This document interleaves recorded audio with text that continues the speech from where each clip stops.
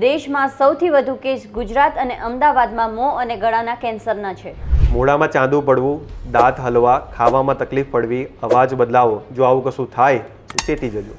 તમાકુ ખાધું નથી તો પણ કેન્સરનું ટેન્શન તો રહે જ છે. 80% કેસોમાં લોકોની જીવનશૈલી, તમાકુ અને આલ્કોહોલનું વ્યસન જવાબદાર છે.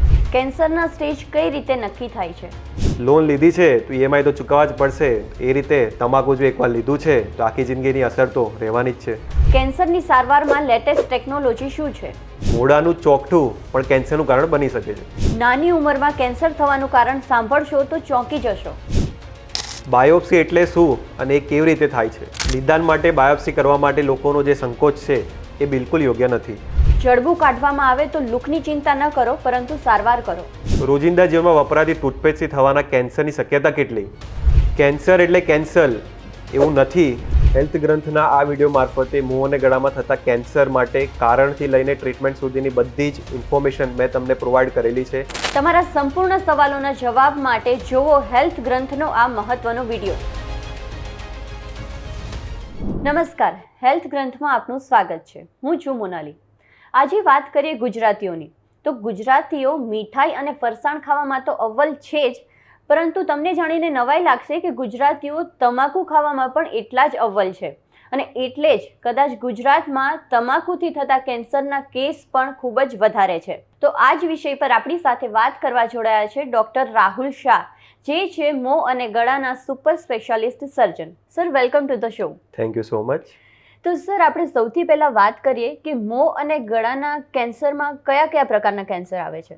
તો જે રીતે તમે પૂછી રહ્યા છો એ રીતે કે મોં અને ગળાના, તો એ શબ્દમાં જ આ આન્સર ક્વેશ્ચનનો જવાબ રોકાયેલો છે. તો જે રીતે તમે પૂછી રહ્યા છો એ પ્રમાણે આપણે મોં અને ગળાના કેન્સર, તો જે પ્રમાણેનો વિષય છે એ પ્રમાણે વાત કરીએ તો આપણે કપાળનો ભાગ એટલે સ્કાલ્પથી લઈને અહીંયા આગળ છાતીના ઉપરના ભાગમાં શરીરમાં જે જુદા જુદા અંગો રહેલા છે એ જુદા જુદા અંગોમાં કોઈ બી પ્રકારનું કેન્સર થતું હોય છે. તો સ્કાલ્પનું ટ્યુમર છે એટલે સ્કાલ્પનું કેન્સર થઈ શકે છે જુદા જુદા ભાગનું. પછી મગજની ગાંઠ થઈ શકે. પછી મગજથી નીચે આવીએ તો પછી આપણી જોડે આંખનો ભાગ છે, તો આંખમાં કેન્સર થઈ શકે. પછી નાકનો ભાગ છે. પછી આપણી જોડે સાઇનસ છે. પછી જડબું આપણે મોં કરીએ તો મોંની ઉપરનું જડબું છે, મોંની નીચેનું જડબું છે. મોંમાં અંદર ડિફરન્ટ સબસાઇડ રહેલી એટલે કે જુદા જુદા ભાગ રહેલા હોય છે. જેવી રીતે ગાલનો ભાગ છે, જીભ છે, ઉપરના દાંત છે, નીચેના દાંત છે, જીભનો નીચેનો ભાગ છે, જીભની પાછળનો ભાગ છે. પછી ત્યાંથી ગળામાં આવીએ તો જે આપણી સ્વરપેટી છે ગળામાં, જ્યાંથી અવાજ નીકળે છે, ખાવાની નળી છે, અને બહારના ભાગમાં થાઇરોઇડ રહેલું છે. અને આ બધું જુદી જુદી ચામડી છે, એ બધી બહારથી લઈને અંદરના સુધી જેટલા બી અંગો રહેલા છે એ બધામાં કોઈને કોઈ પ્રકારનું કેન્સર થતું હોય છે. તો હેડ એન્ડ નેક સબ્જેક્ટ જે પ્રમાણે તમે પૂછી રહ્યા છો એ સબ્જેક્ટમાં આટલા જુદા જુદા કેન્સર છે એનો સમાવેશ થાય છે, અને જેની ટ્રીટમેન્ટ આપણે ગાઈડલાઇન્સ પ્રમાણે અવેલેબલ છે ને જેની સેવા આપણે આપીએ છીએ. તો સર, મોં અને ગળાના કેન્સરની આપણે વાત કરીએ તો વિશ્વ, ભારત અને ખાસ કરીને ગુજરાતમાં એનું કેટલા ટકા પ્રમાણ છે?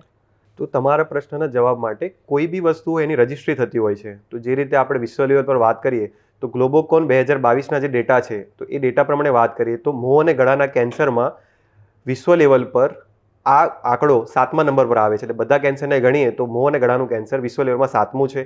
એ જ વસ્તુ જ્યારે આપણે ભારત દેશની વાત કરીએ આટલું બધું પોપ્યુલેશન હોવાથી અને બીજી આપણી જીવનશૈલીના કારણે, તો આ જ વસ્તુ આપણામાં મોં અને ગળાના કેન્સરમાં ભારત પહેલા નંબરે આવે છે. અને આ જ વસ્તુ આપણે ભારતના હબ ગણાતા ગુજરાત રાજ્યમાં, અને એ બી એમાં બી હબ ગણાતા આપણે અમદાવાદમાં વાત કરીએ તો આનું પ્રમાણ બી આપણે સેમ ઇન્ડિયા પેટર્નને ફોલો કરીએ છીએ.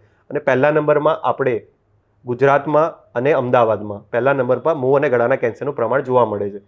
તો વિશ્વ લેવલમાં 7મા ક્રમે છે, ઇન્ડિયા લેવલમાં પહેલા નંબરે છે, જેનું પ્રમાણ આપણે ટકાવારીમાં ગણીએ તો 15.5% જેવું થાય છે. અને એ જ વસ્તુ જ્યારે ગુજરાતમાં અને અમદાવાદના ડેટાની વાત કરીએ GCRE હોસ્પિટલમાં તો આ જ પ્રમાણ 40% સુધી પહોંચે છે. તો ગુજરાતની વાત કરીએ તો ખાસ કરીને અમદાવાદમાં સૌથી વધારે તમાકુના કેન્સરના કેસ નોંધાય છે. તો એનું શું ખાસ કારણ? કેન્સર થવા માટે બહુ બધા કારણો મૂળભૂત જવાબદાર હોય છે. તો મોં અને ગળાના કેન્સર માટે કરીએ તો મેજોરિટી આપણે વિચારીએ તો 80% કરતાં વધારે એ આપણી જીવનશૈલીને આધારે જ સંકળાયેલા છે. જે રીતે તમાકુનું વ્યસન કરવું એટલે કે બીડી, સિગરેટ, તંબાકુના કોઈ બી પ્રકારનું વ્યસન કરવું અને દારૂનું સેવન, આલ્કોહોલ, એના લીધે મેજોરિટી 80% કરતાં કેન્સર થતા હોય છે. હવે આ જ વસ્તુ જે જીવનશૈલી છે આપણે કમ્પેર કરીએ તો આપણા ગુજરાત રાજ્યમાં યુથ પોપ્યુલેશનમાં અને મિડલ એજ પોપ્યુલેશનમાં આ જીવનશૈલી આપણે વધારે સંકળાયેલી છે. અને એનું મૂળભૂત કારણ આપણા રાજ્યમાં વેચાણ બી, આપણે અમદાવાદ સિટીમાં વેચાણ બી વધારે પ્રમાણમાં થઈ રહ્યું છે. લોકલ ફાર્મિંગ બી જવાબદાર છે કે આજુબાજુના વિસ્તારમાં તમાકુનું પ્રોડક્શન વધારે થઈ રહ્યું છે અને માર્કેટિંગ બી એક જાતનું વધારે પડતું છે કે જેના લીધે લોકો આ વ્યસન તરફ વધારે સંકળાયેલા છે. અને લોકોને એક યુથમાં એક જાતનું ક્રેઝ હોય છે કે સોશિયલી એક જાતનું ક્રેઝ થઈ ગયું હોય છે કે આનાથી એક જાતની આપણી પર્સનાલિટી પડશે, એક જાતની આપણને કિક મળે છે. તો એ યુથ જનરેશનમાં એકબીજાના દેખાદેખીમાં બી આ વ્યસનનું પ્રમાણ વધતું જાય છે. હવે ગુજરાતની વાત કરીએ તો તમાકુથી થતા કેન્સરના કેસ વધારે છે. તો સર, મોઢામાં કેન્સર જે થાય છે તો એના પહેલાં ચિહ્નો કે લક્ષણો શું હોય છે? ચિહ્નો કે લક્ષણો એટલે જે બી માણસ હોય, એટલે કે પુરુષ હોય કે સ્ત્રી હોય કે જે બી યંગ જનરેશન જેને તમાકુ લીધું છે તો એની લાંબા ગાળે એને 2-5 વર્ષે 10 વર્ષે કોઈને કોઈ વસ્તુ કન્ટિન્યુ જો કરતો હોય વ્યસન તો એની ઇફેક્ટ જોવા મળવાની છે. હવે મોઢામાં વાત કરીએ તો મોઢાના અંદરના ભાગમાં એક જાતનું ચાંદુ સફેદ તરફનો ડાઘો પડવો, લાલ કલરનો ડાઘો પડવો, પછી કે એના વધારે પડતું લાંબા ગાળે એમાં ચાંદુમાં એનું કન્વર્ઝન થવું, પછી એમાં દાંત હલી જવા, ઉપરના દાંત નીચેના જડબા દાંત હલી જવા, જીભ પર ચાંદુ પડવું, જીભમાં લાળ ગળવામાં તકલીફ પડવી, જીભ નીચેના ભાગમાં ચોંટી જવી, જીભની ઉપર ગાંઠ થવી, જેવા આ બધા ચિહ્નો જે છે જેની પ્રાથમિક તબક્કાએ જો સારવાર નહીં લેવામાં આવે તો ધીરે ધીરે કરતાં એડવાન્સ સ્ટેજના કેન્સરમાં કન્વર્ટ થતું હોય છે. અને આ જ મોઢામાં જે ચિહ્નો રહેલા છે એ લાંબા ગાળે જ્યારે એડવાન્સ સ્ટેજમાં જતા હોય છે તો એ જ કેન્સર છે જે ગળાના ભાગમાં બી સ્પ્રેડ થતું હોય છે. એટલે થોડા ટાઈમ પછી એમને ગળામાં બી ગાંઠ જોવા મળે, ખાવા પીવામાં તકલીફ જોવા મળે, અવાજ બદલાઈ જવો છે, બરાબર, શ્વાસ લેવામાં તકલીફ પડવી. તો આ બધા ચિહ્નો જે પ્રમાણે તમારી ડિઝીઝ પ્રોગ્રેસ થતી હોય છે એ પ્રમાણે વારે ચિહ્નો જોવા મળતા હોય છે. એટલે ઇનિશિયલ સ્ટેજમાં વાત કરીએ તો ચાંદુ તમે ગણી શકો છો, સફેદ ડાઘો છે, લાલ કલરનો ડાઘો છે, અથવા મોઢામાં કોઈ બી પ્રકારનું તમે એબનોર્મલ વસ્તુ દેખાય તો એ 2-3 અઠવાડિયા સુધી તમારે એક ડૉક્ટરને બતાવીને રૂલ આઉટ કરાવી લેવું પડે જો તમે વ્યસન કર્યું હોય તો, કે જેથી આ કેન્સર તો નથી. સર, તો જે મોં અને ગળાનું કેન્સર છે તો એ થવા પાછળનું કારણ શું છે? શરૂઆતમાં મેં જે પ્રમાણે કીધું એ પ્રમાણે આપણી જીવનશૈલી જ કેન્સર થવા માટે મૂળભૂત કારણ છે. જો મોં અને ગળાના કેન્સરની વાત કરીએ તો 80% કેસો આપણા વ્યસનને લીધે થાય છે, જેમ કે તમાકુ અને આલ્કોહોલ. તો તમાકુ આપણે કોઈ બી પ્રકારમાં લઈ શકીએ, જે રીતે કે બીડી છે, સિગરેટ છે. લોકલ પ્રોડક્શનમાં આપણે તમાકુ લઈએ છીએ, જે રીતે કે માર્કેટમાં મળતા પ્રોડક્શન છે જે કે વિમલ છે, સિલ્વર છે, ગુટકા કોઈ બી પ્રકારનું છે, દેશી માવો છે જેમાં આપણે સોડા એડ કરીને લેતા હોય છે. રાજકોટ સાઈડ જઈએ તો એમાં મિશ્રી છે, માવો છે. તો કોઈ બી પ્રકારનું તમાકુ, પછી પાન આવતા હોય છે જે પાનમાં બી આપણે સોપારી નાખીને સોડા નાખીને એનું લેડીઝો દ્વારા વ્યસન કરવામાં આવે છે. તો આ બધા પ્રકારથી કોઈને કોઈ પ્રમાણે મોઢાના અંદરના ચામડીને કોઈને કોઈ પ્રમાણે નુકસાન થાય છે કે જે લાંબા ગાળે કેન્સરમાં કન્વર્ટ થાય છે. અને આ જ વસ્તુ જ્યારે આપણે વ્યસનમાં આલ્કોહોલ લઈએ છીએ તો આલ્કોહોલ બી આપણે જ્યારે મોઢા થ્રુ લઈએ છીએ તો એની બી ઇફેક્ટ મોઢાથી લઈને આપણે જઠર સુધી કે નીચેના લીવર સુધી બધી જગ્યાએ જ્યાં જ્યાં આલ્કોહોલ જ્યાં જ્યાં સંપર્કમાં આવે છે ત્યાં ત્યાં એ પોતાની ઇફેક્ટ આપતું જાય છે.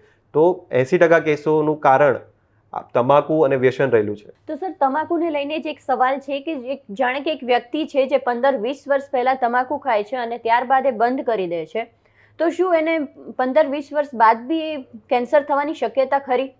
તમાકુ એકવાર લો કે વર્ષો લો, એ એકવાર જે ઇફેક્ટ આપવાનો છે એ ઇફેક્ટ એને આપવાની ચાલુ કરી દીધી છે. અને કેન્સર એક દિવસની પ્રોસેસ નથી. તમે તમાકુ આજે લીધું છે, આલ્કોહોલ ચાલુ કર્યું છે, લોંગ ટર્મ પ્રોસેસ છે. સ્ટેપ બાય સ્ટેપ એક સ્ટેજમાંથી બીજા સ્ટેજમાં ચેન્જીસ થતા હોય છે જે લાંબા ગાળે કેન્સરમાં કન્વર્ટ થતું હોય છે. એટલે તમે સ્ટાર્ટિંગમાં કોઈ યુથ જનરેશને 2 કે 5 વર્ષ તમાકુ લીધું છે, કોઈ વ્યસન કરેલું છે, ભલે પછી એને બંધ કર્યું છે, પણ એ રિસ્ક તમે 20 વર્ષ બી રાહ જુઓ તો 20 વર્ષ પછી બી જે માણસે તમાકુ નથી લીધું ને જેને તમાકુ પહેલાં લીધું છે ને હવે બંધ કર્યું છે, એ રિસ્ક કોઈ દિવસ સેમ નથી થતું. જેને તમાકુ લીધું છે એને મિનિમલ 5 to 10% રિસ્ક પહેલાંના કમ્પેરમાં એ રહેવાનું. એટલે આ પ્રશ્નના જવાબમાં તમાકુ તમે એકવાર વ્યસન કર્યું છે તમે એક કેટેગરીમાં આવી ગયા છો તો તમને લાઈફ ટાઈમ રિસ્ક રહેવાનું જ છે કેન્સર થવાનું. હા, પણ બહુ ઓછા પ્રમાણમાં વ્યસન કર્યું છે અને તમે 10 વર્ષ સુધી એમાં બ્રેક લીધો છે તો આપણે એવિડન્સની વાત કરીએ તો એ બહુ મિનિમમ તમને એક્સપોઝર સાથે બહુ મિનિમલ રિસ્ક રહેલું છે. અને તમે જો એની સાથે પ્રિકોશનથી તમે જો રેગ્યુલર ઓબ્ઝર્વેશન અને પોતાની શરીરની સાર સંભાળ વ્યવસ્થિત રાખતા હોઈએ, બરાબર, તો એ કેન્સર થવાનું પ્રમાણ બહુ જ નહીવત પ્રમાણમાં થઈ જાય છે. તો સર, આ કેન્સરનું નિદાન કઈ રીતે કરવામાં આવે છે? કેન્સરના નિદાન માટે પહેલાં તો જે બી દર્દી હોસ્પિટલમાં આવે છે તો પહેલાં તો એની જીવનશૈલી બતાવશે કે મેં આટલા વર્ષ વ્યસન લીધું છે. એટલે એક ડાઉટફુલ સસ્પિશન તો કેન્સરનું આપણા ગુજરાત રાજ્યમાં કે અમદાવાદમાં જ્યારે આવતું હોય તો પહેલું તો ડાયગ્નોસિસ એ પ્રમાણે એક કન્ફર્મેટરી તો મળતું જ હોય છે કે આ વ્યસન છે એટલે કેન્સર હોઈ શકે. પણ જ્યારે પેશન્ટ આવે છે જ્યારે હોસ્પિટલમાં તો મેં તમને પહેલાં બતાવ્યું પ્રમાણે જુદા જુદા ચિહ્નો જેવી કે સફેદ ડાઘ છે, ગાંઠ થઈ જવી, જીભમાં ચાંદુ પડવું, ગાલના ભાગમાં ચાંદુ પડવું, એ ચાંદુ વધીને જ્યારે ગાલનો ભાગ છે કે જેમાં બી ચામડી જે છે એને બી જો એ ફાડીને બહાર આવી ગયું હોય, ગળામાં ગાંઠ છે, જો આ બધા ચિહ્નોથી તમે એક સસ્પિશન બનાવી શકો છો પહેલાં જ કે ભાઈ આને કેન્સર તો છે જ. પણ આપણે કોઈ બી વસ્તુનું કન્ફર્મેશન ચાહીએ તો કન્ફર્મેશન માટે આપણે ત્યાંથી એક કેન્સરનું જે જ્યાં ગાંઠ જેવું લાગે છે, ચાંદુ લાગે છે, ત્યાંથી એક ટુકડો લેતા હોઈએ છીએ જેને બાયોપ્સી કહેતા હોઈએ છીએ, અને જેને એને પ્રોસેસિંગ માટે 2 કે 3 દિવસની પ્રોસેસિંગમાં પેથોલોજી ડૉક્ટર દ્વારા એનું કન્ફર્મેશન આપવામાં આવે છે કે આ એક જાતનું વ્યસનથી થતું કેન્સર છે. એ કન્ફર્મેશન થયા પછી આપણે કહી શકીએ કે આ દર્દીને આ સ્ટેજનું સીટી સ્કેન અને MRI એ રિપોર્ટો અને બધા લોહીના રિપોર્ટો કરાવી લઈએ પછી આપણે ડાયગ્નોસિસમાં કરી શકીએ કે આ પેશન્ટને આ સ્ટેજનું કેન્સર છે. તો સર, ઘણા વ્યક્તિ એવા હોય છે કે જેણે જીવનભર તમાકુ ટચ પણ ના કર્યો હોય, ખાધું પણ ના હોય, તો એવા લોકોને પણ કેન્સર થાય છે, તો એનું શું કારણ? વાત તમારી તદ્દન સાચી છે. જે રીતે મેં કીધું કે 80% કેસોમાં તમાકુ અને આલ્કોહોલના સેવનથી થતા હોય છે કેન્સર, તો બાકી રહેલા 20% કેન્સરમાં બીજા બધા કારણો હોય છે કે જેના લીધે કેન્સર થવાના શક્યતા રહેલા હોય છે. તો આપણે વિચારીએ કે 5 to 10% કેસીસમાં એવું આપણે વિચારી શકીએ કે જીનેટિક બંધારણ જ મનુષ્યનું એવું છે કે જેમાં કોઈ સિન્ડ્રોમિક જીનેટિક ડિફેક્ટ છે જેના લીધે એની કેન્સર થવાની સંભાવના ખાસી વધેલી હોય છે. ના કે ખાલી મોઢા અને ગળાનું કેન્સર, પણ શરીરના કોઈ બી અંગમાં, કારણ કે જે રિપેર પ્રોસેસ છે એ ડેમેજ થયેલી હોય છે. તો એવા બધા 5 થી 7 કેન્સરના સિન્ડ્રોમ છે, જેવી રીતે આપણે વાત કરીએ કે બ્લૂમ સિન્ડ્રોમ છે, ફાઇનકોનિસ એનિમિયા છે, ઝીરોડોમા પિગમેન્ટોસા છે, ડિસ્કેરોટિસ કન્જેનાઇટા છે, આવા કેન્સરમાં મોઢા અને ગળાના જીભના કેન્સર થવાની શક્યતાઓ વધારે રહેલી હોય છે. અને આ બી શક્યતામાં નાની ઉંમરે જ કેન્સર થઈ જાય છે, કારણ કે એમાં જીનેટિક ડિફેક્ટ છે. એટલે એ જેવી રીતે મનુષ્ય મોટો થશે, માણસ જે રીતે મોટો થાય છે એ પ્રમાણે એમની રિપેર અને નવી પ્રોડક્શન એમાં મિસમેચ થાય છે, અને જે ધીરે ધીરે કેન્સરમાં કન્વર્ટ થાય છે. એટલે નાની ઉંમરમાં 10-15 વર્ષની ઉંમરમાં બી કેન્સરના કેસો જોવા મળે છે. અને બીજું કારણ વિચારીએ તો આના સિવાય તમાકુ અને આલ્કોહોલથી મેઇન આપણી મોઢા અને ગળાની જે ચામડી છે એને ડેમેજ થતું હોય છે. એટલે બીજું એવું કોઈ બી દ્રવ્ય કે કોઈ બી વસ્તુ કે જેથી વારે ઘડી ઇરિટેશન થતું હોય એ લાંબે ગાળે કેન્સરમાં કન્વર્ટ થાય છે. તો જે રીતે ઇલ ફિટિંગ ડેન્ચર, એટલે કે મોટી ઉંમરવાળા જે લોકો છે જેમને દાંત નથી ને ડેન્ચરનો વપરાશ કરતા હોય, જો ડેન્ચર બરાબર બનાવ્યું ના હોય, ધારવાળું હોય અને એક જ જગ્યાએ 2-3 મહિના 6 મહિના જો એ ચૂપતું રહેતું હોય અને એ પછી એની ટ્રીટમેન્ટ બરાબર ના કરે, લાંબા ગાળે 2-3 વર્ષે એ સ્ટડી પ્રૂવન છે કે એ કેન્સરમાં કન્વર્ટ થઈ શકે છે. પછી એ જ વસ્તુ છે કે મોઢાની સફાઈ, જે તમે મોઢું જો બરાબર બ્રશથી સાફ ના કરતા હોય અને હાઇજીન બરાબર મેન્ટેન ના કરતા હોય તો લોંગ ટર્મ ત્યાં આગળ ઇન્ફેક્શન થાય છે. અને ઇન્ફેક્શનમાં અમુક બેક્ટેરિયા જે છે એનરોબિક, કે જે એમની પ્રોસેસમાં એવું છે કે તે એ લોકો કાર્સિનોજેનિક ઇફેક્ટ કન્વર્ટ કરી શકતા હોય છે. એ કન્ક્લુઝિવ એવિડન્સ એટલા બધા સ્ટ્રોંગ નથી, પણ હા એવિડન્સ એવા છે કે તમે પુઅર ઓરલ હાઇજીન તમે મેન્ટેન બરાબર ના કરતા હોય તો એમાં ઇન્ફેક્શન થઈને લાંબા ગાળે એમાં બી કેન્સર થવાની શક્યતા રહેલી છે. તો આ એક મેઇન મૂળભૂત કારણો છે કે જે સ્ટડી પ્રૂવન છે કે આના કારણે બી કેન્સર તમારા થઈ શકતા હોય છે. તો સર, આપણે મોઢાની હાઇજીનની વાત કરી, તો ટૂથપેસ્ટની વાત કરીએ તો એમાં કહેવાય છે કે કેમિકલ્સ આવે છે, તો શું એવું કહી શકીએ કે કેમિકલ્સના કારણે પણ કેન્સર થઈ શકે? મેં જેમને તે રીતે વાત કરી કે મોઢામાં કોઈ બી વસ્તુ તમે જે તમારા બોડીને શૂટ નથી એવી વસ્તુ તમે કોઈ બી લો જે તમને ઇરિટેટ કરે છે, એ વસ્તુ કંઈ ને કઈ રીતે તમને કેન્સરમાં કન્વર્ટ કરી આવે છે. જે રીતે આપણી લાઇફસ્ટાઈલમાં આપણે જે બહારનું ફાસ્ટ ફૂડ ને જંક ફૂડ કરીએ છીએ તો પેટના કેન્સર થવાના શક્યતાઓ લાંબા ગાળે વધે છે. તો એ જ રીતે આપણે ટૂથપેસ્ટ, તો સારી ટૂથપેસ્ટમાં બધા જે કેમિકલ્સ રહેલા છે તો બધા કોઈ કેમિકલ્સની કોઈને કોઈ બોડીમાં ઇફેક્ટ થતી હોય છે. તો આ બધા કેમિકલ્સમાં જ્યારે પરીક્ષણમાં જતા હોય, જ્યારે એનિમલ લેવલ પર જ્યારે થતા હોય છે ત્યારે એ કંઈ ને કંઈ કાર્સિનોજેનિક ઇફેક્ટ આપતા હોય છે. પણ એ જ ટૂથપેસ્ટના લીધે મનુષ્યમાં મોઢાના ગળાના કેન્સર થાય છે. તો એ એવિડન્સ પર અત્યારે રિસર્ચ ચાલી રહ્યું છે અને તમે કન્ક્લુઝિવ અત્યારે લેવલ 1 એવિડન્સ ના કહી શકો કે આ ટૂથપેસ્ટના લીધે મનુષ્યને કેન્સર થયું, કારણ કે આ બધા કેસીસ આવે છે લેસ દેન 5% કેસમાં, અને એક જાતનો રિસર્ચનો ટોપિક છે. તો સર, મોં અને ગળાના કેન્સરની વાત કરીએ તો આ ઘણાને દર્દીને સ્ટેજ 1 હોય છે, ઘણાને સ્ટેજ 3 હોય છે, તો ઘણાને સ્ટેજ 4 હોય છે. તો આ નક્કી કઈ રીતે થાય? કેન્સર જે થાય છે મોં અને ગળાના, તો કેન્સરમાં ટ્રીટમેન્ટ પ્રોટોકોલ જે પ્રમાણે બનાવવા હોય કે કયા સ્ટેજમાં આપણે કોઈ બી વસ્તુનું સેગ્રિગેશન કરવું પડે. કે આપણને 100 લોકો આવતા હોય તો એમાંથી આપણને પ્રાયોરિટી ડિસાઇડ કરવી પડે કે આપણને એ મેનેજમેન્ટ કરતાં કેવી રીતે ફાવે.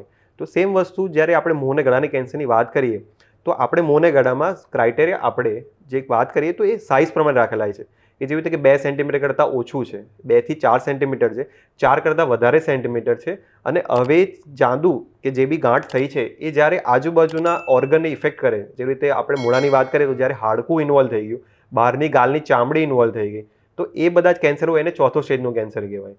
તો આ રીતે ડિફરન્ટ જ્યારે સ્ટેજીસ આવતા હોય છે તો એ પ્રમાણે ટ્રીટમેન્ટ ડિસાઇડ કરતી હોય છે. તો સ્ટેજ ડિસાઇડ ટ્રીટમેન્ટ પહેલાં કરવાનું મહત્વ જે હોય છે કે આપણને ખબર પડે કે આ જ સ્ટેજમાં કેન્સર છે તો આની સર્જરીથી ટ્રીટમેન્ટ થશે, આ સ્ટેજમાં કેન્સર છે તો સર્જરી ઉપરાંત જો રેડિયોથેરાપીની જરૂર છે, કીમોથેરાપીની જરૂર છે, એ આપણે પહેલેથી ડિસાઇડ કરી શકીએ. તો આ એક જાતનું સેગ્રિગેશન પ્રોસેસ છે જે ઇન્ટરનેશનલી એક્સેપ્ટેડ છે અને વેલ પ્રૂવન છે અને બધી હોસ્પિટલમાં ગાઈડલાઇન્સ પ્રમાણે ફોલો થાય છે.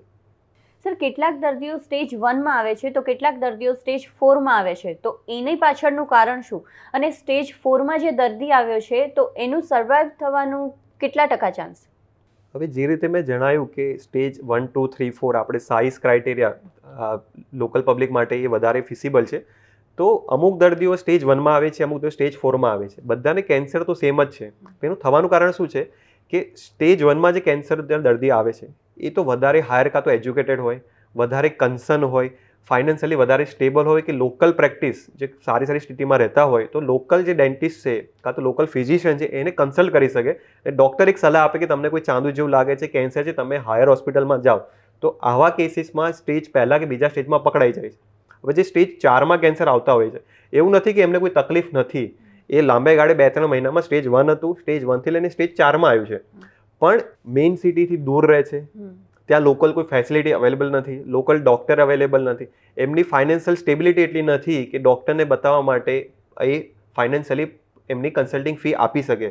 પછી પોતાનું પેશન્ટનું પોતાનું નિગ્લેજન્સ હોય છે કે ના મને તો કશું નથી થયું. ઓલ્ડ બિલીફ હોય છે કે આપણે આ રીતે ટ્રીટમેન્ટ આપી દઈશું તો આયુર્વેદિક દવા ચાલુ કરી દઈશું કે લોકલ કોઈ બાબાને બતાવી દઈશું કે કેન્સર મટી જશે. તો અમુક લોકો આ રીતે વેઇટ કરતા હોય છે, એમાં 2-3 મહિનાનો ટાઈમ નીકળી જાય છે. તો કેન્સર જે એક પહેલા સ્ટેજમાં હોય છે જ્યારે છેલ્લે મેઇન હોસ્પિટલમાં જ્યારે છેલ્લે રેફરલ સેન્ટર કહેવાય છે ત્યારે આવે છે તો સ્ટેજ 4માં આવે છે. તો આમાં કોઈ એવું નથી કે સ્ટેજ 1 ને સ્ટેજ 4 બધાનું પ્રોસેસ એ સારા ઘરનું હોય કે ગરીબ હોય સેમ જ છે, પણ બીજા અન્ય પરિબળો એનું ભરણપોષણથી લઈને financial stability, local availability of doctor, તો આ બધા જે સરાઉન્ડિંગ ફેક્ટર છે એ ફેક્ટરના લીધે આપણા પાસે જો કેસ આવે છે એમાં થોડું વેરિએશન જોવા મળતું હોય છે. સર, તમે જે નિદાનની વાત કરી, બાયોપ્સી, સીટી સ્કેન, તો એના પછી ટ્રીટમેન્ટ શું કરવામાં આવે છે? કેન્સરની ટ્રીટમેન્ટ છે એ સ્ટેજ વાઇઝ થતી હોય છે. તો ઇન્ટરનેશનલી અવેલેબલ ગાઈડલાઇન્સ હોય છે, અમુક પ્રોટોકોલ હોય છે, જે પ્રોટોકોલને ફોલો કરીને આપણે ટ્રીટમેન્ટ કરવાની હોય છે. તો સ્ટેજ 1 અને સ્ટેજ 2 એટલે એને અર્લી ડિઝીઝમાં ગણવામાં આવે છે. તો એમાં મૂળાના કેન્સરની વાત કરીએ તો ખાલી ઓપરેશન કરવાથી એમાં આઉટકમના ચાન્સીસ વધારે હોય છે. તો એમાં રેડિયોથેરાપી અને કીમોથેરાપીની જરૂરત મોટાભાગના કેસમાં પડતી નથી.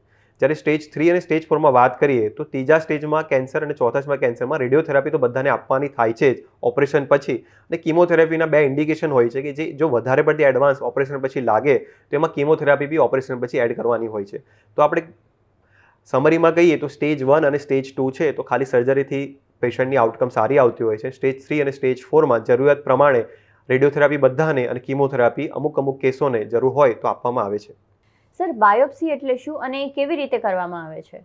બાયોપ્સી એક જાતની પ્રોસિજર છે નાની કે જે ઓપીડી બેઝ થતી હોય છે, કે જેવી રીતે કે કેન્સરના ચિહ્નો સાથે દર્દી આવ્યું છે તો હવે એ ગાંઠ જે છે હવે એને જ્યાં સુધી આપણે ડિટેલમાં તપાસીએ નહીં ત્યાં સુધી આપણે ખબર ના પડે કે વસ્તુ શું છે. તો જે કેન્સર જેવું લાગે છે કે જ્યાં ચાંદુ પડ્યું છે તો એ ચાંદુની ચામડી થોડી અલગ હોય અને આજુબાજુની જે નોર્મલ ચામડી છે એ બી અલગ હોય. તો બંનેનું જે જંક્શન થતું હોય, જ્યાં આગળ નોર્મલ છે જ્યાં આગળ એબનોર્મલ છે, ત્યાં થોડું લોકલ એનેસ્થેશિયા એટલે કે ચામડી થોડી બેરી કરીને થોડો કેન્સરનો ભાગ અને થોડો નોર્મલ ચામડીનો ભાગ છે જે અંદરનો એ લઈને એને તપાસ માટે એટલે માઇક્રોસ્કોપની અંદર જોવામાં આવે છે. અમુક ચિહ્નો હોય છે કે જે પેથોલોજીસ્ટને ખબર પડે કે આવું હોય તો એને કેન્સર કહેવાય. તો એના બેઝિસ પર અને જોડે આપણે નોર્મલ ચામડીનો ભાગ બી થોડો મોકલીએ છીએ તો બંનેનું કમ્પેરિઝન બી થઈ જાય અને આપણે કન્ફર્મેટરી કે આપણે પેલું જોઈએ છે કે આમાં ગાંઠ જેવું છે પણ એ ગાંઠનું છે આપણને ખબર છે, પણ કન્ફર્મેશન માટે એને પ્રૂવ કરવા માટે એક જાતની જે પ્રોસેસ કરે છે એ પ્રોસેસને આપણે બાયોપ્સી કહીએ છીએ, જેના વિવિધ ભાગ હોય છે. પણ મોઢા અને ગળાના કેન્સરમાં આપણે જનરલી પંચ બાયોપ્સી કહેતા હોઈએ છીએ. એક ફોર્સેપ વડે ટુકડો થોડું બહેરું કરીને લેવામાં આવે છે, જેમાં દર્દીને થોડું દુખાવો થાય 1-2 દિવસ એની દવા આપવામાં આવે છે અને 2-3 દિવસમાં પ્રોસેસ કર્યા પછી પેથોલોજીસ્ટ આપણને કન્ફર્મ રિપોર્ટ આપતું હોય છે કે આમાં આ પ્રકારનું કેન્સર છે. હવે બાયોપ્સી કરાવતી વખતે દર્દીઓને સંકોચ થતો હોય છે, તેઓ અચકાતા હોય છે, તો આ કરાવવું જોઈએ કે ના કરાવવું જોઈએ? કોઈ બી વસ્તુ થઈ છે તો એનું કન્ફર્મેશન માટે બાયોપ્સી કરવી તો 100% જરૂરિયાત છે જ.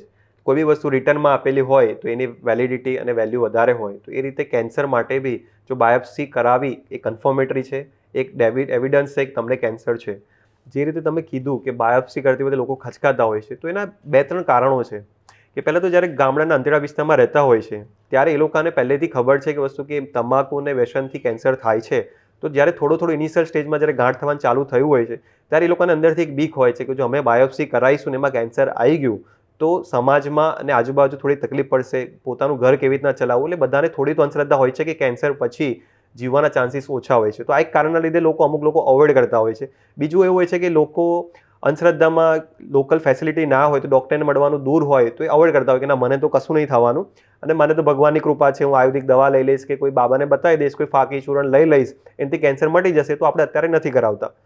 અમુક લોકો સમજુ લોકો છે કે જેમને સ્ટેજ 4માં આવી ગયું છે, ડિઝીઝ વધતી જાય છે અને હવે સહન નથી થતી, એવા દર્દીઓ વધારે બાયોપ્સી કરવા માટે જ્યારે આવે છે ત્યારે એ લોકોને એડવાન્સ સ્ટેજમાં ઓલરેડી હોય છે. પણ ત્યારે એ લોકોની તકલીફ એવી હોય છે કે આપણે બાયોપ્સી લઈએ તો બાયોપ્સી લીધા પછી થોડો દુખાવો થવાનો છે. તમે કેન્સર ટિશ્યુમાંથી તમે જ્યારે કોઈ ટુકડો લો તો એ થોડું લોહી વહેવાનું છે. તો 1-2 દિવસ થોડી તકલીફ એમને લાગે. આપણે દવા આપીએ છીએ તેમ છતાં 100% એમને પેઇન રિલીફ થવાનું એ શક્ય નથી. થોડું દુખાવો રહેવાનો છે, અને કેન્સરના લીધે બી જે તકલીફ છે એ તો રહેવાની છે. તો આ બધા કેસીસમાં અમુક લોકો અવોઇડ બી કરતા હોય છે કે ના, ટુકડો લીધા પછી દુખાવો થશે. અમુક લોકોની અંધશ્રદ્ધા એવી હોય છે કે વસ્તુ કે ટુકડો લીધા પછી અમારું વધી ગયું. કોઈ દિવસ એવું નથી હોતું. ગાંઠ એ લોકોને 5-6 મહિનાથી હોય છે. 2-3 મહિના પહેલાં એમને ખબર પડી હોય છે, પછી 2-3 મહિના અમને અવોઇડ કરી હોય કે ના, અમને કશું નથી. અને પછી જ્યારે છેલ્લે ટુકડો લેવામાં આવે છે, તો જ્યારે તપાસ ડૉક્ટર કરે છે ત્યારે ડૉક્ટર બધું તપાસ કરી લેતો હોય છે, એમને કયા સ્ટેજમાં કેન્સર છે, ક્યાં ક્યાં ફેલાયેલી છે. જ્યારે આવું આપણે જણાવીએ છીએ દર્દીને કે આ સ્ટેજમાં કેન્સર છે, તો દર્દી જ્યારે બીજી વાર આવે છે તો સાહેબ કે સાહેબ પહેલાં તો કશી તકલીફ નથી થતી, કારણ કે પહેલા સ્ટેજમાં કેન્સર હતું, બીજા સ્ટેજમાં હતું ત્યારે બહુ તકલીફ ના થતી હોય. પણ જ્યારે છેલ્લા સ્ટેજમાં આવ્યું છે ત્યારે બાયોપ્સી લઈએ તો દર્દીના સગા નહીં હોય છે, સાહેબ તમે ટુકડો લીધો એટલે કેન્સર આટલું મોટું હતું, પહેલાં તો આ બેનને કશું નહોતું, કે આ ભાઈને કશું નહોતું. પણ એક જાતની અંધશ્રદ્ધા છે. જે પહેલાં હતું એ તમને ખબર નથી. 6 મહિના પછી તમે જ્યારે ટુકડો લેવા આવ્યા છો ત્યારે ડૉક્ટરે તમને સલાહ આપી, ડૉક્ટરે તપાસ કરીને તમને કીધું, ત્યારે તમને ખબર પડી કે આટલું મોટું કેન્સર ઓલરેડી છે જ. એટલે ટુકડો લેવાથી કેન્સર ફેલાય છે એવું કોઈ પ્રોસેસ કરવાથી થતું નથી, ને એવિડન્સ પ્રૂફ છે. કોઈ દિવસ કોઈ બી નિદાન પદ્ધતિથી કેન્સર થાય છે, વધે છે એવું પ્રૂવ નથી. જેવું થતું જ હોય તો પછી બાયોપ્સી લેવાનો મતલબ જ નથી રહેતો. અને જે રીતે મેં કીધું કે જે રીતે નિદાન થયા પછી જ ટ્રીટમેન્ટ પોસિબલ હોય છે, તો તમે બાયોપ્સી જો દર્દીઓ કરાવશે જ નહીં આ અંધશ્રદ્ધાના લીધે, તો પછી ઓન પેપર તમને ખબર કેવી ના પડશે કે તમારે શું બીમારી છે ને શું નિદાન કરવું અમારે. તો એ પછી એના માટે બાયોપ્સી મસ્ત. એટલે લોકલ પબ્લિક જે બી છે એ લોકોને એક જ મારી સલાહ કે તમને કોઈ તકલીફ છે ડૉક્ટરને બતાવો, ને જ્યાં ટુકડો લેવાની જરૂર છે, બાયોપ્સીની પ્રોસેસની જરૂર છે, તો એમાં કોઈ અંધશ્રદ્ધા, કોઈ અવિશ્વાસ રાખવાની જરૂર નથી. તમે ટુકડો લેશો તો આગળ ખબર પડશે, અને ટુકડા લીધા વગર કોઈ આગળની તમારી સારવાર બી શક્ય નથી. એટલે ટુકડો લેવો હિતાવ જ. એટલે એવું પણ કહી શકાય કે કદાચ આ સંકોચના કારણે કેન્સર સ્ટેજ 1 થી સ્ટેજ 4 સુધી પણ પહોંચી જાય છે. જે રીતે મેં પહેલાં બી કીધું કે અમુક સંકોચના કારણે અમુક ડિલે થાય છે, તો આ એક કારણ છે કે એના લીધે સ્ટેજ 1માંથી સ્ટેજ 4માં કેન્સર ઇઝીલી કન્વર્ટ થતા હોય છે. એટલે જ્યારે બી તમને જરૂર પડે તો અર્લી સ્ટેજમાં ટુકડો લઈ લેવો જરૂરી છે. સર, તો ઘણા દર્દીને સર્જરી માટે જડબું કાઢવું પડે છે, તો શું એ જરૂરી છે ખરું? અને દર્દીને ડર હોય છે કે મારો લુક ચેન્જ થઈ જશે, તો એના બાદ શું પ્લાસ્ટિક સર્જરી કરાવવામાં આવે છે અને એ શું છે? જે રીતે મેં શરૂઆતમાં જાણ કરી કે જ્યારે સ્ટેજ 4 ડિઝીઝ એટલે કે તમારી જે મોઢાનું અંદરનું કેન્સર છે એ તમારી ગાલની ચામડી પર આવી ગયું છે, કાં તો હાડકામાં સ્પ્રેડ થયેલું છે. હવે કેન્સર કાઢવું હોય જડમૂળમાંથી, તો જે વસ્તુમાં ડિફેક્ટ થઈ છે, એટલે જે વસ્તુમાં કેન્સર થયું છે એની આજુબાજુનું 1 થી 2 સેન્ટીમીટર જરૂરિયાત પ્રમાણે એનો આજુબાજુનો નોર્મલ ભાગ બી કાઢવો પડે, તો એ જે વસ્તુ જડમૂળમાંથી નીકળે. હવે કેન્સર ચામડીમાં ગતું રહ્યું છે, મોઢાની ચામડીમાં અંદરથી બહાર આવી ગયું છે, તો એટલી ચામડી બી કાઢવી પડે. હવે જડબામાં ગતું રહ્યું છે તો જડબું બી કાઢવું પડે.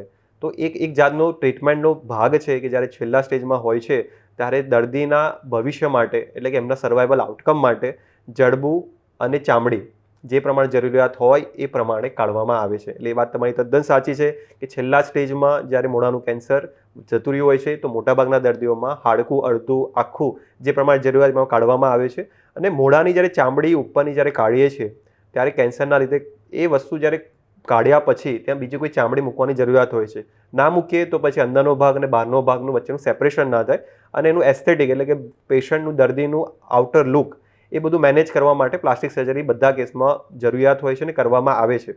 એના ડિફરન્ટ ઓપ્શન હોય છે. જો હાડકું કાઢ્યું હોય તો પગમાંથી હાડકું લેવામાં આવે છે, પાછળ બૈડાના ભાગમાં જે હાડકું હોય છે એમાંથી બી હાડકું લેવામાં આવે છે, હાથના ભાગમાંથી બી થોડું હાડકું લેવામાં આવે છે. પણ મેજોરિટી કેસમાં આપણે પગનું જે હાડકું છે એ હાડકુંની સર્જરી, પ્લાસ્ટિક સર્જરી થતી હોય છે, અને એ મૂકવાથી થોડો શેપ નોર્મલ જેવો આવે છે. વાત રહી ફેસની, એટલે કે ફેસમાં જ્યારે હવે જે વસ્તુ કાઢી છે તો એ ચામડી જે કાઢી છે તો ભગવાને એવી ચામડી શરીરમાં બીજે આપેલી છે, પણ એક્ઝેક્ટ મેચ ના આપેલું હોય. એટલે તમે જાંઘના ભાગમાંથી ચામડી છે, છાતીના ભાગમાંથી ચામડી છે, કે શરીરના કોઈના ભાગમાંથી ચામડી એટલે નોર્મલ એને કે સાદી ચામડી છે, પછી ફ્રી ફ્લેપ કહેવાય કે એક જગ્યાથી ચામડી છૂટી પાડીને બીજી જગ્યાએ લગાવો, તો એ પ્લાસ્ટિક સર્જરી કરીને આપણે ત્યાં ટાંકા લઈએ.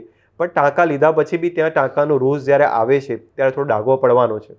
જે એક્ઝેક્ટ તમને એક્સપ્રેશન આપેલા છે, જે ફેસમાં તમે એક્સપ્રેશન આપો છો, તો એ તો કેન્સરના લીધે તમે જે એક્સપ્રેશનના જે મસલ છે એ તમારે એકવાર નીકળી ગયા છે, તમે કેન્સરમાં કાઢી નાખ્યા છે.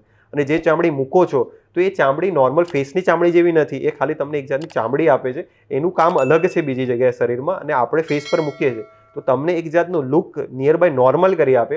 100% તમને પહેલાં જેવું સ્માઇલ કરી શકો, પહેલાં જેવો તમને લુક હોય, પહેલાં જેવો તમે મેકઅપ કે પહેલાં જેવું એક્સપ્રેશન આપી શકો, એ શક્ય નથી. કારણ કે કેન્સરમાં પહેલું મહત્વનું એવું હોય છે કે દર્દીને કેન્સર મુક્ત કરીને કેટલું આયુષ્ય વધારી શકીએ કે જેથી નોર્મલ જિંદગી જીવી શકે, એ પહેલું ઇન્ડિકેશન હોય છે. એના પછી તમે આ બધા ફેક્ટરમાં કે તમારું દેખાવ કેવો રહેશે, તમને નોર્મલ જિંદગી જીવવામાં કેટલી તકલીફ ઓછી પડે, એ બધા ફેક્ટર પર તમારું ફોકસ કરવામાં આવતું હોય છે. પણ આજકાલ એવો ટ્રેન્ડ થઈ ગયો છે વસ્તુ કે તમે કેન્સર જ્યારે કાઢો છો ત્યારે આ બધા ફેક્ટર પર બી લોકો હવે ધ્યાન વધારે આપતા થયા છે. એટલે પ્લાસ્ટિક સર્જરીની જરૂરિયાત બી એટલી વધતી થાય છે. અને પેશન્ટ દર્દીઓની બી રિક્વાયરમેન્ટ એવી હોય છે કે સર અમારો ફેસ બંધ બગડે નહીં એ રીતે ઓપરેશન કરી આપો. તો જે કેસમાં મોઢાની અંદરથી રહીને કેન્સરનું ઓપરેશન થઈ શકતું હોય છે એવા કેસમાં મોઢાની અંદરથી કરીએ છીએ. જે કેસમાં મોઢાની અંદરથી નથી થઈ શકતું તો ગળાના ભાગમાં ઇન્સિઝન મૂકીને, ચીરો મૂકીને જો એપ્રોચેબલ થતું હોય તો એ રીતે બી કરવામાં આવે છે. ત્રીજું ઓપ્શન હવે રોબોટિક સર્જરી થઈ ગઈ છે. તો છેક પાછળના ભાગમાં જ્યારે ઓરોફેરિંગ્સ કહેવાય છે ને, જીભનો પાછળનો ભાગ, તો એમાં કેન્સર થયેલા હોય તો એ પછી રોબોટિક દ્વારા બી અર્લી પહેલાં બીજા સ્ટેજમાં કેન્સર હોય તો રોબોટથી કોઈ ચીરા વગર ઓપરેશન થતા હોય છે. તો આ બધી લેટેસ્ટ ટેકનોલોજી છે તો એ બધાનું મિશ્રણ કરીએ તો ધીરે ધીરે આઉટકમમાં સુધારો થઈ રહ્યો છે. અને પેશન્ટની ડિમાન્ડ પ્રમાણે અને હોસ્પિટલની ફેસિલિટી પ્રમાણે સેવા જે પ્રમાણે થતી હોય છે એ પ્રમાણે આપી શકીએ. હવે ઘણા બધા લોકો માનતા હોય છે કે આયુર્વેદથી ઈલાજ કરાવીશું તો અકસીર થશે અથવા તો એમાં કોઈ આડઅસર નહીં થાય, તો આ કેટલું શક્ય છે? તમે પૂછી રહ્યા છો કેન્સર અને આયુર્વેદ, તો હું એલોપેથી ડૉક્ટર થઈને આટલું સાયન્સ પર બિલીવ કરતો હોઉં તો જે પ્રમાણે અમે ભણતર કરીએ છીએ એ પ્રમાણે અમારા ભણતરમાં આયુર્વેદના રિલેટેડ કે આયુર્વેદથી કેન્સર મટે એવા કોઈ લેવલવાઇઝ એવિડન્સ અમારા ઓબ્ઝર્વેશનમાં કે અમારા સ્ટડી પિરિયડમાં આવતા નથી. તો લેટેસ્ટ વિચારે કે આયુર્વેદ તો કેન્સરનું જે મિકેનિઝમ છે એ બેઝ લેવલથી લઈને ટ્રીટમેન્ટ રિલેટેડ જે રીતે સાયન્સ વધેલું છે તો એ બધું એવિડન્સ પ્રૂફ છે, લેવલ 1 એવિડન્સ કે લેવલ 2 એવિડન્સ. તો એવિડન્સ પ્રમાણે જઈએ, સાયન્સનો જમાનો છે, સાયન્સ ટેકનોલોજી છે, તો કેન્સર માટે આયુર્વેદિક, મારા પર્સનલ મંતવ્ય એવું છે કે આયુર્વેદિકનો કોઈ રોલ રહેલો નથી. તમે અંધશ્રદ્ધાથી કોઈ બી વસ્તુ કોઈને ફાયદો થતો એ ફાયદો નથી હોતો. તમે એક જાતનું તમને એને ડિલે કરી રહ્યા છો. અને કોઈ અક્ષીર ઇલાજ કેન્સરનો ગણીએ તો આટલા સાયન્સ ડેવલપ થવા છતાં બી સ્ટેજ 4માં અમુક કેસો એવા છે કે અક્ષીર ઇલાજ અત્યારે બી પોસિબલ નથી. એના માટે બી રિસર્ચ ચાલી રહી છે કે જે દર્દીઓ માટે કે સર્વાઈવલ વધી શકે, જે છેલ્લા સ્ટેજમાં છે, જેનું અત્યારે કોઈ વધારે આઉટકમ આપણે આપી નથી શકતા. તો એક રિસર્ચનો ટોપિક છે. સ્ટેજ 4 પછીનો બી એક સ્ટેજ છે, બરાબર, કે જેના માટે કેવી રીતે દર્દીઓને બચાવી શકીએ. અને આ ફેઝમાં તમે મને આયુર્વેદિક પૂછો છો તો મારું મંતવ્ય એવું જ છે વસ્તુ કે લોકો માટે કે કેન્સર અને આયુર્વેદ, તો આયુર્વેદિકથી કેન્સર એક અક્ષીર ઇલાજ નથી. તમારે જે પ્રોટોકોલ છે એ પ્રમાણે બાયોપ્સી, સર્જરી, રેડિયોથેરાપી, કિમોથેરાપી, આ જ એક અક્ષીર ઇલાજ છે. સર, મોં અને ગળાના કેન્સરમાં મૃત્યુનો દર કેટલો છે? કેન્સર એટલે જનરલમાં એવું છે કે કેન્સર એટલે કેન્સલ કેસ. તો એ માન્યતાને આપણે દૂર કરીએ વસ્તુ કે જે રીતે ટ્રીટમેન્ટ બી આપણી સ્ટેજ પ્રમાણે ડિપેન્ડ છે, તો એ પ્રમાણે માણસની જીવવાની શક્યતા, દર્દીની જીવવાની શક્યતા બી કેસ પર ડિપેન્ડ રાખતી હોય છે. તો ઇન્ટરનેશનલી આ રીતે ડેટા દર 10 વર્ષે પબ્લિશ થતા હોય છે અને જેના પ્રમાણે નવી ગાઈડલાઇન્સ ફોલો થતી હોય છે. તો આપણે વિચારીએ કે સ્ટેજ 1, 2, 3 અને 4, પણ આ બધી શક્યતા ક્યારે છે કે જ્યારે એ સ્ટેજ પ્રમાણે તમે જ્યારે ટ્રીટમેન્ટ પૂરી કરો એના પછી તમારા જીવનની શક્યતા કેટલી છે તો એ નિર્ભર કરે. તો સ્ટેજ 1 અને સ્ટેજ 2માં મેં જણાવ્યું કે ખાલી સર્જરીથી બીજું ઓપરેશન કરીને એને સક્સેસફુલ ઓપરેશન થઈ ગયું હોય તો એને 90% કરતાં વધારે જીવવાની શક્યતા છે. એટલે ઓપરેશન જો 40 વર્ષની ઉંમરમાં કેન્સર થયું હોય અને 2 વર્ષના ગાળામાં કે 5 વર્ષના ગાળામાં ફરી ઉથલો નથી માર્યો અને સ્ટેજ 1 અને સ્ટેજ 2માં ડિઝીઝ છે તો એ લોંગ લાઈફ પોતાની જિંદગી જે નોર્મલ હતી એ રીતે જીવી શકે છે, એને કોઈ તકલીફ નથી પડે. વાત રહી સ્ટેજ 3 અને સ્ટેજ 4ની, તો સ્ટેજ 3 અને સ્ટેજ 4માં મેં તમને પહેલાં જણાવ્યું એ પ્રમાણે રેડિયોથેરાપી, કિમોથેરાપી ઓપરેશન પછી આપવું પડતી હોય છે. અને આવા કેસમાં 10% કેસમાં એવું હોય છે કે ઓપરેશન સક્સેસફુલ તમે કરો એના પછી બી ટ્રીટમેન્ટ તમારે પ્રોપર રેડિયોથેરાપી, કિમોથેરાપી, જે 6 મહિના ડ્યુરેશન બધી ટ્રીટમેન્ટ ચાલતી હોય છે, આ ટ્રીટમેન્ટ પૂરી કર્યા પછી કેન્સર ફરી ઉથલો મારવાની 10% ચાન્સીસ હોય છે. તમે એપ્રોક્સ વિચારો તો દર 3 મહિને તમારે ફોલોઅપ લેવું હોય છે કે સ્ટાર્ટિંગના 2 વર્ષમાં તમારે ફરી કેન્સર જ્યાં થયું છે ત્યાં અથવા બીજી જગ્યાએ કેન્સર થવાની શક્યતા રહેલી હોય છે. કારણ કે તમાકુ જ્યારે તમે ખાઓ છો ત્યારે એક જગ્યાએ અસર નથી કરતું, મોઢાના બધા ભાગમાં અસર કરતું હોય છે. તો ઇનિશિયલ જે 2 વર્ષનો ટાઈમ છે એમાં રેગ્યુલર તમે ફોલોઅપ કરતા રહો તો એમાં 10% ચાન્સીસ ફરી થઈ શકે. પણ જો ફરી નથી થયું અને કોઈ તકલીફ નથી તો 2 વર્ષ પછી તમારે યરલી ફોલોઅપ કરીને જો 5 વર્ષ સુધી બી તમને કોઈ તકલીફ નથી તો તમે એક જાતનું એવું કહી શકો તમને કેન્સર તમે મુક્ત 5 વર્ષ પછી થયા છો અને તમારે જીવવાના ચાન્સીસ સ્ટેજ 3 ગણીએ તો તમને 60% જેવા જીવવાના ચાન્સીસ મળે છે જો ટ્રીટમેન્ટ બધી પ્રોટોકોલ પ્રમાણે ફોલો કરો તો. આ જ વસ્તુ સ્ટેજ 4 વિચારીએ. સ્ટેજ 4 એટલે છેલ્લો સ્ટેજ છે જે ઓપરેશનથી ટ્રીટેબલ હોય છે એવા સ્ટેજને અમે 4A કરતા આવીએ છીએ, એનું અમે ઓપરેશન કરતા આવીએ છીએ. 4Bમાં અમુક કેસમાં બી ઓપરેશન 4 પછી બી એક સ્ટેજ હોય છે, 2 સ્ટેજ હોય છે. તો 4 પછીનો એક સ્ટેજ એ 4B છે. તો 4Bમાં અમે ઓપરેશન લિમિટેડ કરતા આવીએ છીએ કારણ કે એમાં જીવવાના ચાન્સીસ ઓછા છે.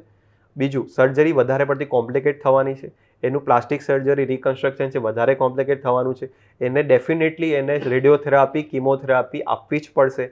તો બધી રેડિયોથેરાપીની આડઅસર છે, કિમોથેરાપીની આડઅસર છે, એટલે 6 મહિનાનું ટ્રીટમેન્ટ પૂરું કરે પેશન્ટ. બધાની એટલી બધી બોડીની કેપેસિટી નથી હોતી કે આ ટ્રીટમેન્ટ પ્રોટોકોલ ફોલો કરે. કારણ કે મેજર સર્જરીમાં જવું, આઈસીયુમાં રહેવું, એના પછી 5-10 દિવસ પછી નોર્મલ જમવાનું ચાલુ થયું નહીં થયું, રેડિયોથેરાપી ચાલુ કરવી, કિમોથેરાપીના હેવી ડોઝ લેવા, એ બધું ટ્રીટમેન્ટ 6 મહિના પત્યા પછી રેગ્યુલર 2 વર્ષનો ફોલોઅપ પછીને 5 વર્ષનો ફોલોઅપ એ બધું ફોલો કરીએ તો અમુક લોકો ડ્યુરિંગ ટ્રીટમેન્ટ જ સકમ થઈ જાય છે, એટલે કે ટ્રીટમેન્ટ પ્રોટોકોલ ફોલો નથી કરી શકતા.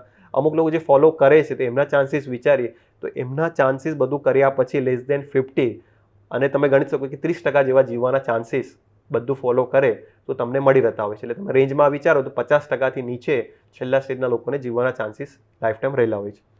જો મોઢા અને ગળાના કેન્સરથી બચવું હોય તો શું ખાવું જોઈએ અને શું ન ખાવું જોઈએ? તો આનો જવાબ જે મોં અને ગળાના કેન્સર થાય છે એ કારણો જવાબદાર છે. મેં તમને પહેલાં બી કીધું કે 80% કેસમાં તમાકુ અને આલ્કોહોલ લેવાથી થાય છે. તો નોર્મલ જે આપણે હ્યુમન બિંગ્સ છે એ લોકોએ તમાકુ અને આલ્કોહોલ એક જાતનું વ્યસન છે એ ના કરવું જોઈએ, તો 80% કેસ તમે બચી જશો. બાકીના 20% કેસમાં મેં તમને કીધું કે તમારું કોઈ બી ઇરિટેશન હોય એટલે કે ઇલ ફિટિંગ ડેન્ચર છે તો એની પ્રોપર ટ્રીટમેન્ટ કરાવો, ઓરલ હાઇજીન મેન્ટેન કરો.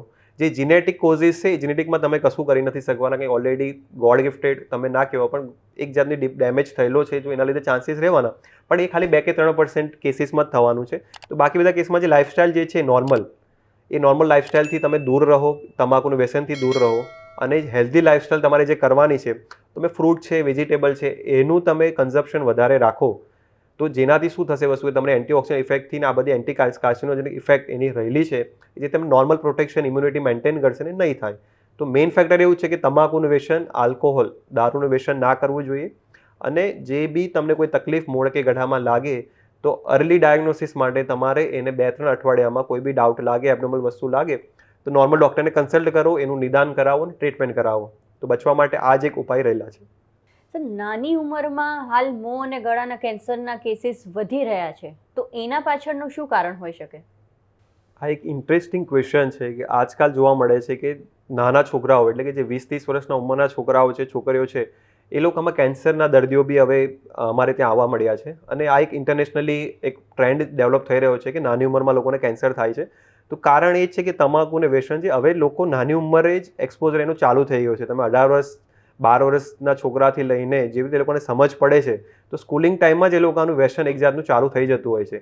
હવે કેન્સર થવા માટે 5 વર્ષનો ડ્યુરેશન એ લોકો માટે ઇનફ હોય છે. એટલે તમે 15 કે 17 વર્ષની ઉંમરે કેન્સર વ્યસન ચાલુ કર્યું હોય તો જ્યાં સુધી એ એડલ્ટહુડમાં આવે છે એટલે કે 22-23 ક્રોસ કરે છે, કોલેજમાં જાય છે અને પછી જ્યારે જોબ પર્સપેક્ટિવમાં જ્યારે જોબ ચાલુ કરે છે એ ફેઝમાં જ એ લોકોને કેન્સર ડેવલપ થઈ જતું હોય છે. તો mainly early starting of tobacco consumption એ એક ઇમ્પોર્ટન્ટ છે અને આલ્કોહોલ બી એ રીતે ઇમ્પોર્ટન્ટ છે.